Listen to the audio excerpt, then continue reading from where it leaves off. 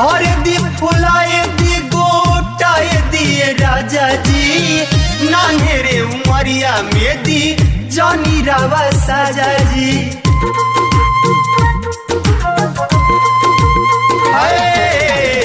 और दी फुलाए दी गोटाए दिए राजा जी, नान्हेरे उमरिया में दी जानी रावा साजा जी।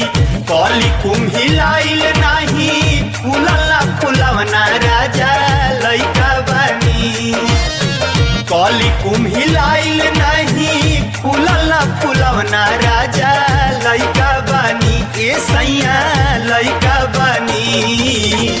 सूती बिछा के कुछ दिन बहरे बिछावना राजा लइका बानी। सूती बिछा के कुछ दिन बहरे बिछावना राजा।